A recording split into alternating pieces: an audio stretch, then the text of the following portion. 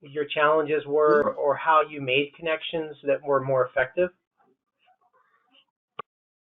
Yeah, so the big thing for me was, the free local groups. Every opportunity that came up on, meetup.com. I don't know if any people out there are familiar with Meetup. I was just taking every opportunity. I wrote on I remember on my whiteboard, like, goal for 2019, do not miss one networking meeting. They were at 7 a.m. I was always there, every single one, just shaking hands, and everybody gets their 1 minute turn to pitch themselves. I think people like the fact that I was a young guy and hungry, and they could sense that. So a lot of people, I think, just gave me a shot just because they thought I was like a hungry young guy. Besides that, I'm still trying to get better at, getting the relationships with more loan officers, realtors. I know those are the two like strongest, and maybe like CPAs or like financial advisors, but I'm still working on that end of it and trying to like find new angles to get in on those. I have a couple really good ones that are like family friends and people that I've met through the networking groups, but nothing like really, really solid where I'm like just blowing up. So all I would say for anybody out there would be starting from scratch, get into as many networking groups, pitch yourself, dress professionally, and don't miss the meetings, because every meeting there's an opportunity. So Totally, yeah. totally. From a LinkedIn perspective, because I think one of the challenges, Yeah. it's interesting, with the coronavirus stuff, there are some agents now. You've been really good about embracing digital and going full force for it, right? But there are other agencies, and they could be scratch, they could be younger, they could be older. It doesn't really matter. Some people either embrace the digital world, or they kind of don't really know what to do or how to do it. But when we think about like kind of more business networking or just general exposure and reach, what's your opinion on the kind of LinkedIn versus say like Facebook or YouTube, kind of where you spend time, Yeah. or what may have more traction from like a brand building referral type thing? So they're different platforms, and I believe you're talking to a different audience. So number one, you need to be highly engaged. You need to be engaged with the people you're on there. So I'll touch on LinkedIn first, just because I think LinkedIn is the best B2B for commercial agents out there. There's a big opportunity, and then even personal lines with connecting with lenders and realtors and whatnot. So yeah, you just got to tailor your content that you're posting on there to your audience. So you want to have a little more professional content on your LinkedIn. There's a couple tools. I don't know if you've heard of Duck's Soup. It's a LinkedIn automation tool that is an add-on to Google Chrome. And essentially what it does is you click this robot. The robot will basically run through profiles that you can sort. So you could say, I want to connect with, you can basically filter who you're looking for. Yeah. You filter, Los Angeles or San Diego, and then you put everyone that works at Caliber Home Loans, or they work at, I don't know, New American Funding, whatever. So you start filtering all these people, and then you press this robot, and the robot will go through each profile and it'll connect with them. It'll even send them a personalized message. Like, I'm sure you get all these messages all the time from random people, but the trick is to say, something like, hey, let me know if there's ever like a homeowner's quote I can help out with. It could drag their name so it looks like it's actually you saying it. It's probably, a lot of people sniff it out, but once in a while you get that one person that's looking for a partner, a referral partner, and they say, yeah, send me, and then maybe, do you mind if I send you a few cards? So they say yes. Then you say, what's your address? You send them a card, throw in a little Starbucks gift card, and then now you got yourself a connection. That's what I did with a lot of State Farm and Farmers agents. And I got some in Northern California. I got some in San Diego that refer me clients here and there. So that's a really cool tool, something to look into. But besides that, as far as actually the content, that you want to be posting, anything that brings value, you know, that brings value to people in your audience. It's such a generic thing to say, but if What's you're kind of bringing value to interesting, somebody, you know. yeah, I mean, what's kind of interesting about what I'm observing, and I'm not spending a lot of time. I'm in a different situation, right? 'Cause I'm not trying to build a brand like you are. Um, but what I've been Yeah, observing in my LinkedIn feed, and I'd be curious if you see it in yours, is more. It used to just be business, business, business, business, right? Only. And now you're starting to see more kind of like more videos like your content, right? Little kind of interview style videos. You're seeing some people posting little more funny things like that, um, which is kind of good. I mean, I don't know that LinkedIn really wants to become Facebook as far as like totally non-business related content, but the stuff that's getting posted on there, right now is starting to diversify a little bit, right? So I do think like, again, you don't want to be totally silly on LinkedIn. That's not the platform. But I do think that there's more of an opening now for a little bit more diverse content, meaning it's cool like you're doing to put video on there.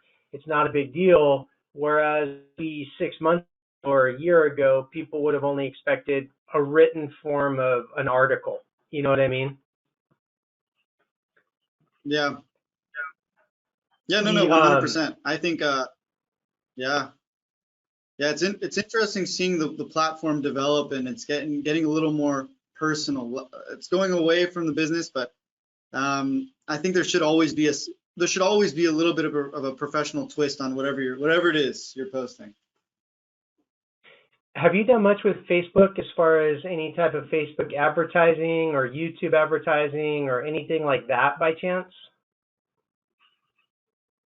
Facebook ads, I've ran some, and uh, nothing has really been, and I don't think I've been consistent enough, but nothing really great has come from it. I was actually on it today trying to set up a new Facebook ad.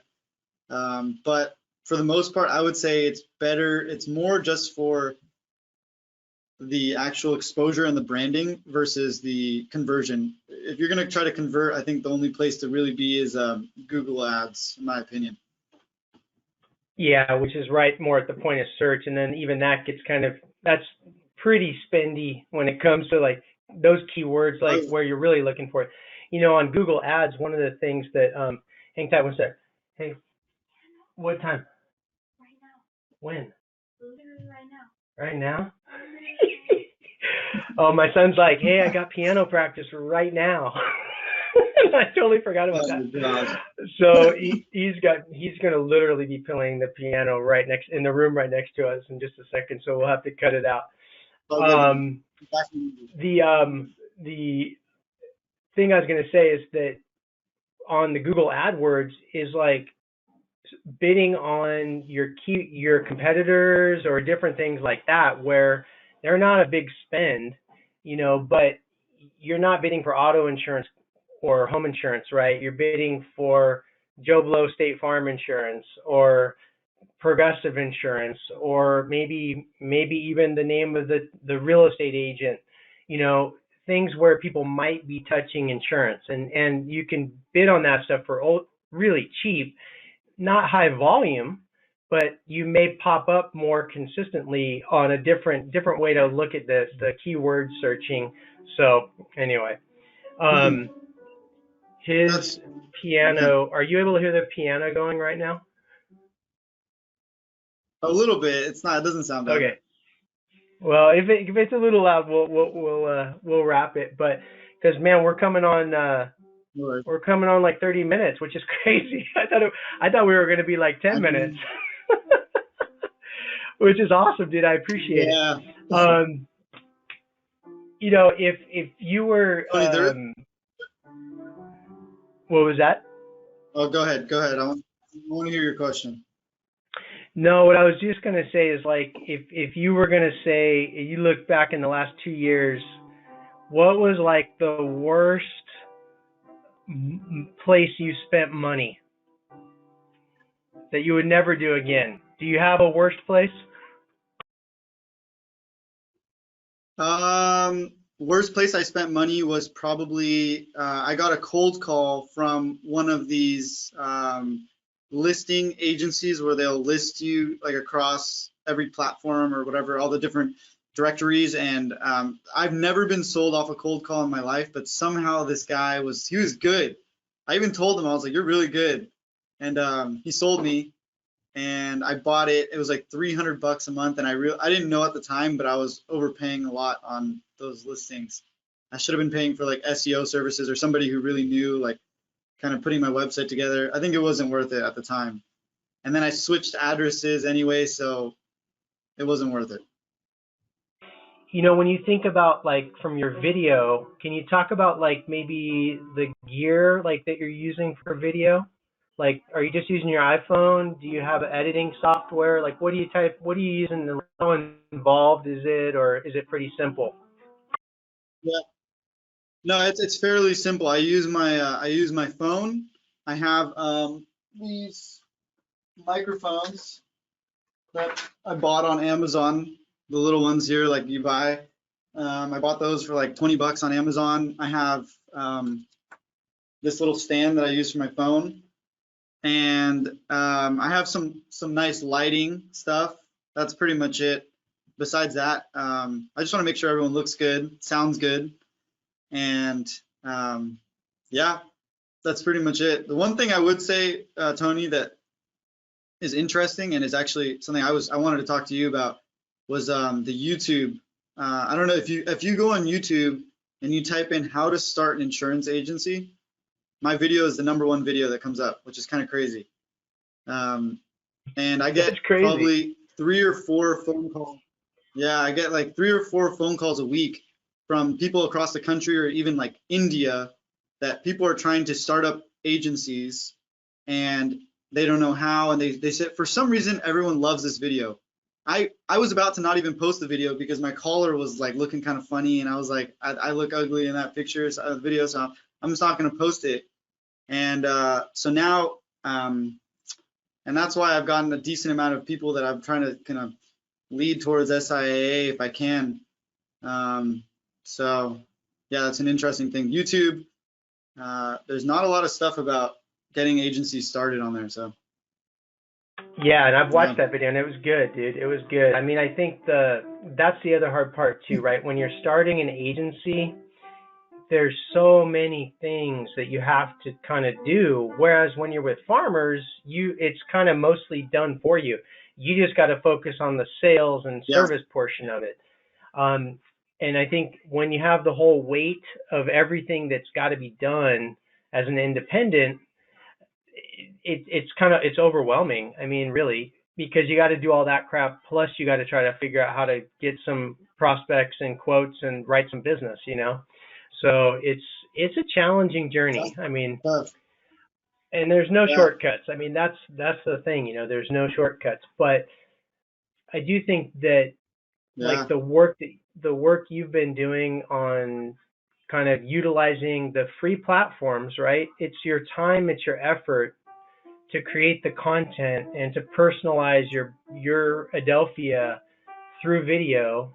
You know, I've one of the things I've liked is your interview. You know, you've started your interview program shows. What was kind of the impetus for that, and like, what have you found to be like what are you liking about it? What's been the challenge of doing that? Has it been hard to find people to interview, or kind of what was the thought process behind kind of your interview show?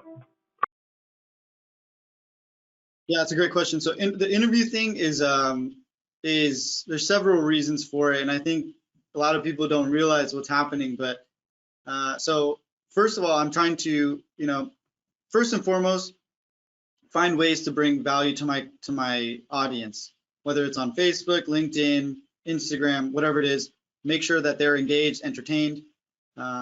So on top of that, I'm also trying to get a good guest on the show, which will help build me and that guest's relationship, and potentially down the line, whether they're a business owner or just a person, they're going to remember always being interviewed by me, and who doesn't want to get interviewed? Like it's feels good. So there's that. On top of that, I think so that's kind of where it comes full circle. I think you're bringing value. You're using those pieces of content. You got that person in there. It's a good connection. I'm trying to think what else was important about it. Did you have like a I strategy? mean, that's all I can think of. Well, did you have like a strategy behind the types of people you wanted to interview? Yeah. So there's three categories that I really want to focus on. It's business mindset, strategies, and positivity. So if somebody I feel like hits those three, that's somebody I'm reaching out to. And at first it was tough to get people, getting people in person in the office and being like face to face is a little bit harder. It was people flaking. Like I would set my time aside to go do this and they wouldn't show up. It's happened a couple times, so that was tough. But the Zoom and like the go-to meeting, super easy. I've knocked out like 3 or 4 this week, so it was good.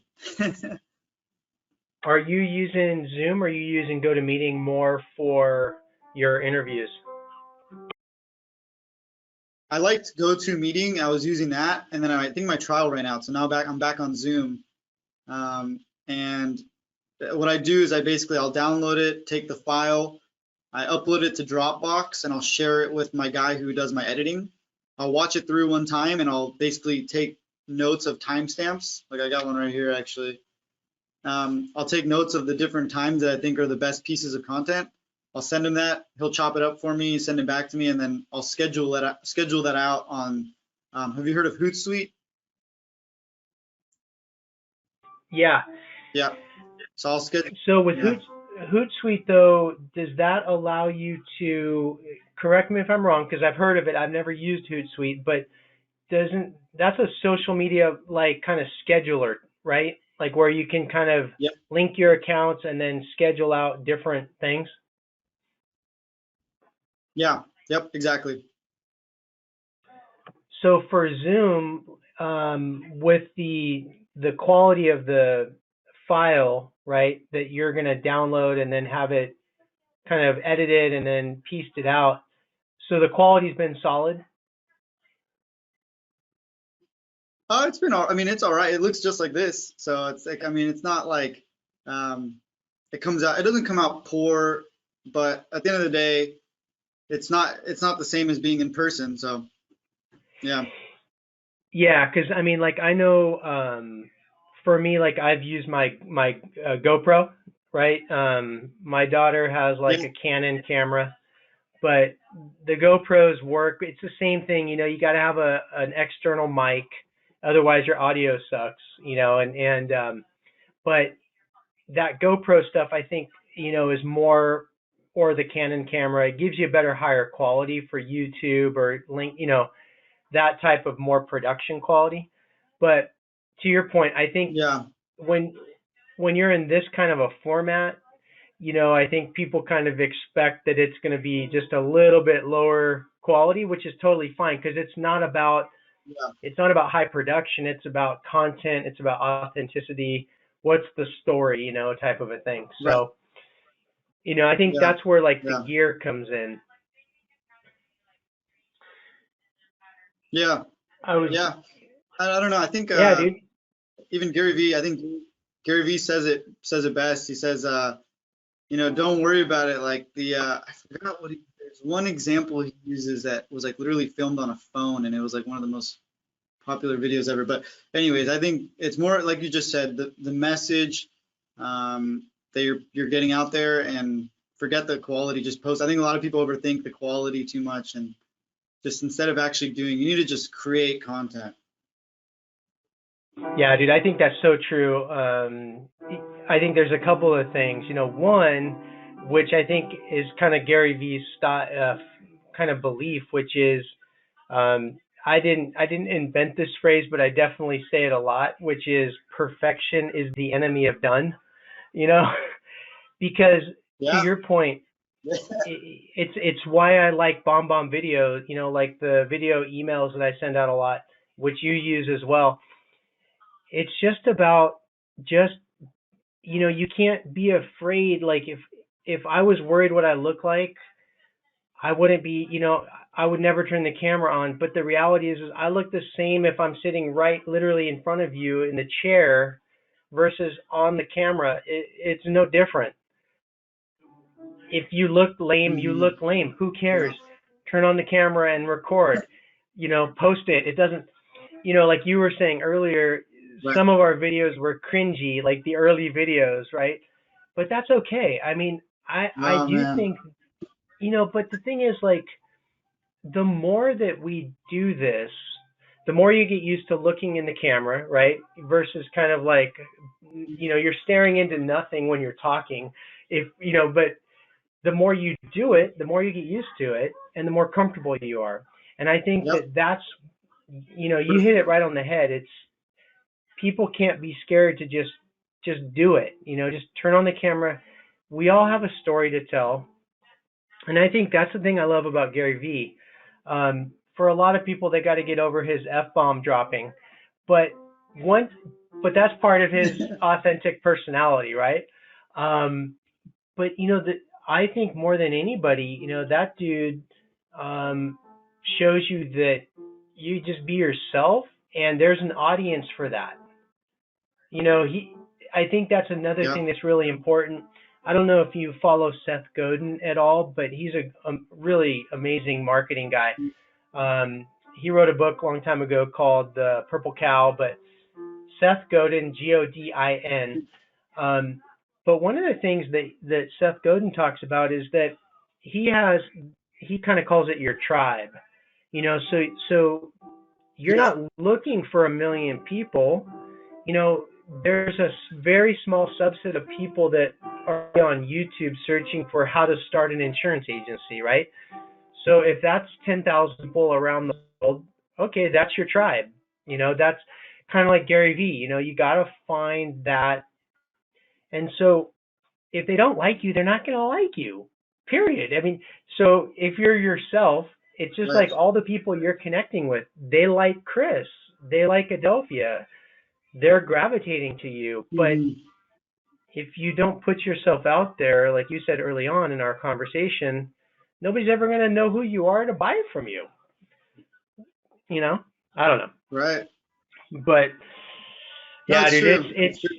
And like you said, yeah, you do one, you do another one, you do a third one. Next thing you know, it's slowly just everyone gets more and more comfortable. You just got to flip on the camera and just do it, you know? totally, totally. Um, all right, dude. Well, I want to be mindful of your time too, man, because we're 45 minutes into this. So, is there anything we didn't chat about that you want to talk about, or anything on your mind besides what we covered? I mean, Uh, not to put you on the spot any more than I am. no, I think we're good. I think this is a great idea what you're doing, Tony. I would really like to see kind of because it is important. I think there's a lot of agents maybe a lot older than I am and a lot more experience than I have that I don't know their stories. I don't know how they did it. And I would love that's gold to me. Like I would love to hear those stories and I would watch every one of these, so um, I think yeah, there's a lot of people within SIA that I haven't. It's like a gold mine that I haven't even tapped into yet. But yeah, just kind of I like what you're doing, and hopefully somebody can take some value from me, even though I'm still fairly young and still figuring it out. But yeah, it's good stuff. I like it.